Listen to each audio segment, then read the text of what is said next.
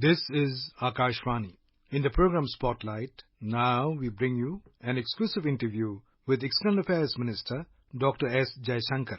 The interviewer is Shubhashri Mahapatra, Akashvani correspondent.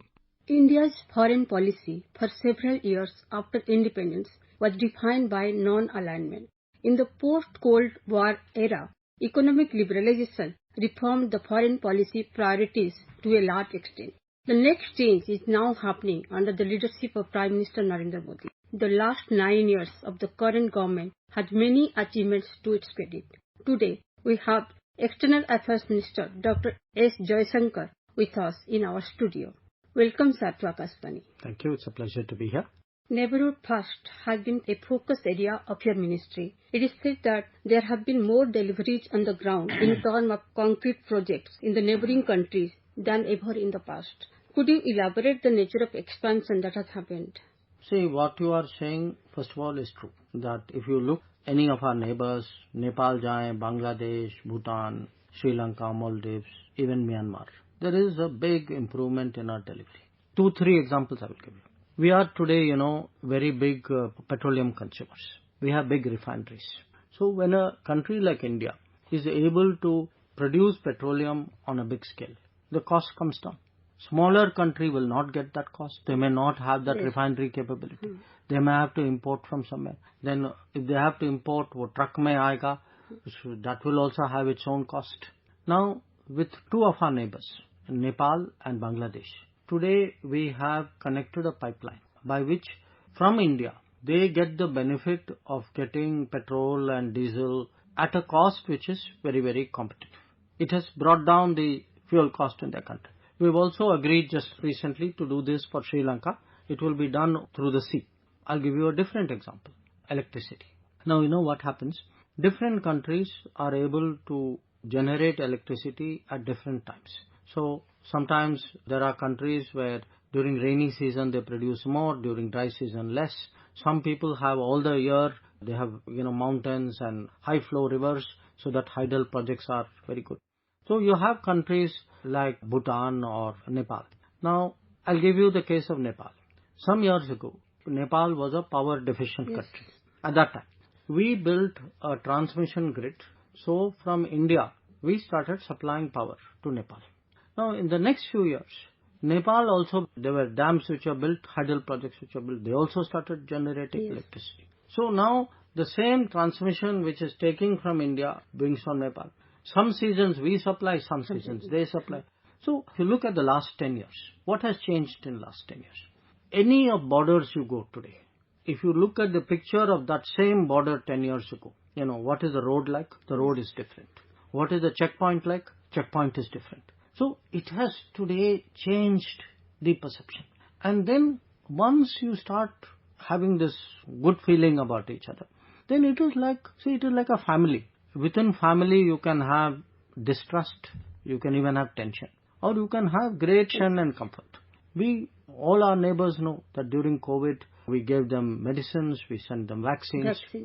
After COVID, Sri Lanka got into a very big economic crisis. We gave a lot of financial help to Sri Lanka. So, today, after 9 years, we are in the 10th year of Neighbourhood First. Our neighbors today feel very differently about India. Sir, actually, India has improved the border infrastructure to a lot since 2014. Could you please elaborate a little bit about the trilateral highway which is going to connect India, Myanmar and Thailand? See, this was a project which was started some years ago. It's a very difficult project because it has to go through Myanmar. So it goes from the northeast India to Myanmar, through Myanmar to Thailand. And many countries are keen to extend it beyond Thailand. We have to construct roughly, I think, about 115 kilometers, which has to be built. We have done on the road, I would say, more than 50% of the work. The budget allocation has also increased 4 times in between 2014 till this year. Many reasons for it, which is that the details of the project, the access of the project changed. Then the quality of the project changed. Then initially when people started doing it, they didn't have the experience really to understand what it meant to do such a complicated project.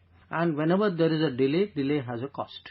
So essentially our problem today is we are mobilized. Our work was going on in some areas. The contractors were also there. And then the law and order situation in Myanmar created a problem. So today we are trying to see how can I continue the work. And we can only do it if we have the cooperation of the authorities. We've had, for example, we did a lot of projects in Afghanistan at that time, before the Taliban took over. It was very tough to do these projects. I think people who started this project did not expect it at the start. So this is a very particular challenge we have. But I am happy to say if I look at the last 10 years, there has been a huge improvement. I mean, today there would be projects in the world. We have done, I would say, below cost before time. I was in Guyana, very far away in South America. We delivered a ferry which was made by this Garden Reach workshop in Kolkata. I was in Mozambique. We sent train sets because they wanted a suburban system like Mumbai has, where people can come in. So these are big game-changing projects. Today, when they think of India, they think capability. They think, India, they did the water project. India is capable of railways. They're very impressed by what we have done digital. They're very impressed by how we responded to COVID. So our, I would say, image. UPI system also. UPI, digital UPI payments. So our image has changed in the world. As per the recent statement given by the Minister of External Affairs, India wants friendly relations with neighbouring countries, including Pakistan. Could you please throw some more light on this issue? There's nothing I can say you don't know. After all, tell me one thing. Who does not want good relations with neighbours? Everybody does. As I said, if you live in a street, you want to be on good terms with everybody on the street. But you cannot have a neighbour who does terrorism and ignore it. You cannot overlook it. You cannot say, Acha, he is like that, so I have to live with it. Now, unfortunately, in the past, sometimes some people took that view, that, that's the way the Pakistanis are. But I don't think today this country, and definitely not this government, and 100% not this Prime Minister, we will not accept this.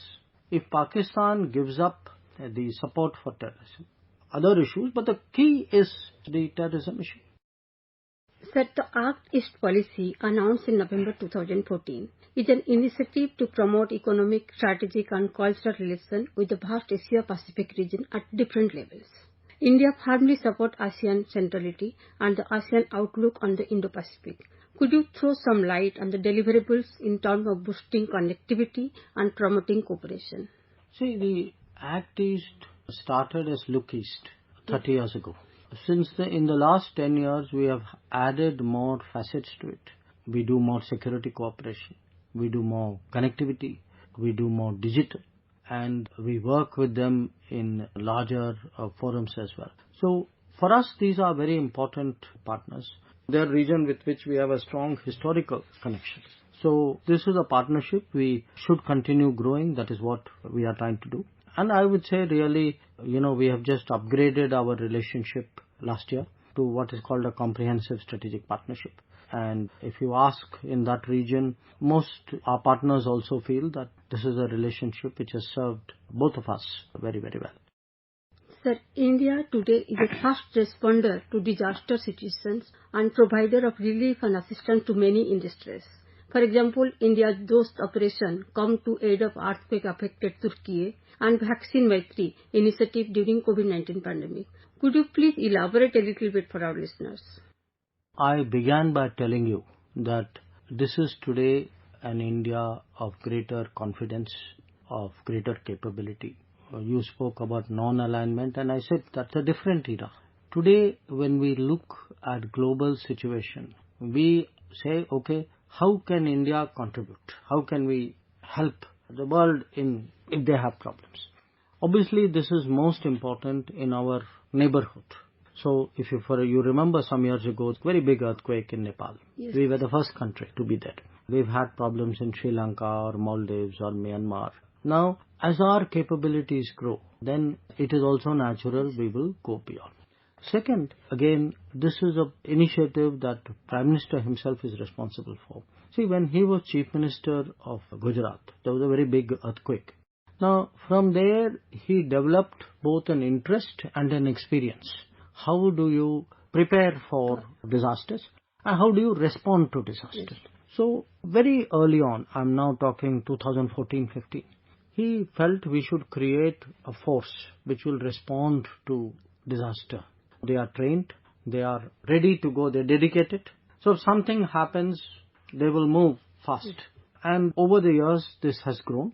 And in fact, that is why in the case of Turkey, we were able to move so fast. But he's also tabled an international initiative called Coalition for Disaster Resilient Infrastructure. That we build infrastructure which is more resistant to disasters, climate disasters or earthquakes, etc.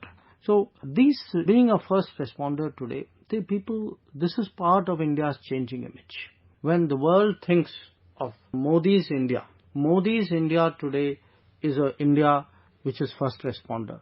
Modi's India is a Vaccine Maitri India. Modi's India is a Operation Ganga. You will not leave your students behind in a war-abused country. And who will fight for the rights of the developing countries. So this is really, again, I come back to your main theme, what has changed in 10 years. These are all signs of changes, examples of changes. Sir, प्रधानमंत्री ने अभी पिछला जो last उनका मन की बात था, उसमें उन्होंने हर घर तिरंगा और मेरी माटी मेरा देश, इस जो कैंपेन है उसके बारे में बोला था. और 15 अगस्त पास में है और देश 77 इंडिपेंडेंस डे सेलिब्रेट करने जा रहा है. इसमें आप कुछ बोलना चाहेंगे? मैं ये भी कहूँगा कि देश में जो है आज खासकर युवा पीढ़ी, ये देश के बारे में नेशनलिज्म जो कहते हैं, राष्ट्रीयता जो कहते हैं, ये भावना अब बहुत ही स्ट्रांग है. लोगों को अपने देश के बारे में विश्वास है, अपने बारे में विश्वास है, अपने प्रधानमंत्री के बारे में विश्वास है. उनको लगता है, जब हम कहते हैं कि अमृत काल में अगले हम 25 साल में हम करके दिखाएंगे कि भारत जो है विकसित देश बन सकता है, ये सपना नहीं है, ये हकीकत बनने जा रहा है. हाँ, बिल्कुल. और मैं ये कहूँगा कि हम और आप तब भी इसको डिबेट कर सकते हैं. आप किसी जो आज जो 20-22 के हैं उनसे जाके पूछे, उनको 100% कॉन्फिडेंस ये हो सकते.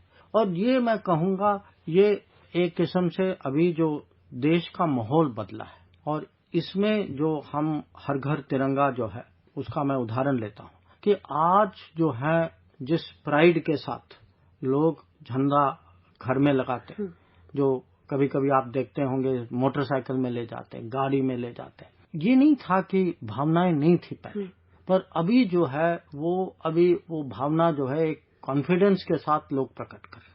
और उनको लगता है कि अब जो न्यू इंडिया जो कहते हैं, जो प्रधानमंत्री के नेतृत्व में जिस दिशा में जा रहे हैं, अब देश जो है अपने आप के बारे में एक किस्म से ज्यादा आत्मविश्वास के साथ, और ये भावना, हाँ, आत्मनिर्भरता उसका भी एक पहलू. तो आत्मनिर्भरता से आत्मविश्वास भी बढ़ रहा है. वो ये भी कि आत्मविश्वास जो है आत्मनिर्भरता को आगे बढ़ाता है.